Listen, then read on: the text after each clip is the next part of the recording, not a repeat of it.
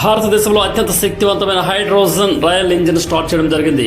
అయితే భారతీయ రైల్వే అభివృద్ధి చేసినటువంటి హైడ్రోజన్ ఇంజిన్ ప్రపంచంలో అత్యధిక అశ్వశక్తి అంటే హార్స్ పవర్ 1200 HP కలిగి ఉంది. ఈ ఇంజిన్లు ఇతర దేశాలలోని 500 నుండి 600 HP సామర్థ్యంతో ఉన్న హైడ్రోజన్ ఇంజిన్లతో పోల్చి చూస్తే మరింత శక్తిమైనవిగా చెప్పవచ్చు. ఈ ఇంజిన్లు త్వరలో హర్యానాలోని జింద్ సోనిపత్ మార్గంలో ప్రయోగించబడనున్నాయని రైల్వే శాఖ మంత్రి అశ్విని వైష్ణవ్ వెల్లడించారు.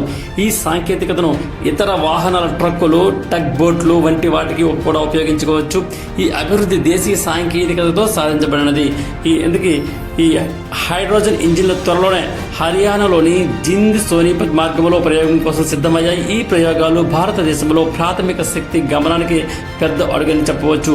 ఈ హైడ్రోజన్ ఇంజిన్లను శుద్ధమైన ఇంధనంగా ఉపయోగించడమే కాకుండా అది పర్యావరణంపై దాని ప్రభావాన్ని గణనీయంగా తగ్గిస్తుంది. హైడ్రోజన్తో నడిచే రైల్వేలు కార్బన్ డైఆక్సైడ్ ఉత్పత్తిని తగ్గిస్తాయి. తద్వారా వాయు కాలుష్యం తగ్గుతుంది, పర్యావరణ పరిరక్షణకు దోహదపడతాయి. నెక్స్ట్, హైడ్రోజన్ ఇంజిన్ల యొక్క వాడకం వాయు కాలుష్యాన్ని తగ్గించడం కోసం ముఖ్యమైనది. ఈ ఇంజిన్లు పవన శక్తి, సౌరశక్తి వంటి నూతన పర్యావరణానికి హానికరం కాని ఇంధన శ్రేణి భాగంగా భావించబడతాయి.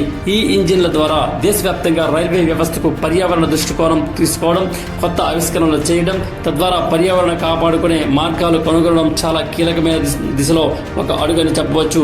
భారతదేశంలో ఈ ఇంజిన్లను అభివృద్ధి చేయడం అంటే భారత్ యొక్క స్వదేశీ సాంకేతికత పట్ల ఉన్న నమ్మకానికి, పరిశోధనలకు, ఇంజనీరింగ్ లో ఉన్న విశేషతకు ప్రతీకగా చెప్పవచ్చు. భారతీయ ఇంజనీర్లు, పరిశోధకులు రూపొందించిన ఈ ఇంజిన్లు ప్రపంచానికి భారతదేశం యొక్క శక్తి, సాంకేతిక సామర్థ్యాన్ని చాటుతున్నాయి. అలాగే భారత్లో తయారు చేసిన ఈ ఇంజిన్లు ప్రపంచవ్యాప్తంగా మరింత ఆవిష్కరణల కోసం ప్రేరణను కలిగిస్తాయి.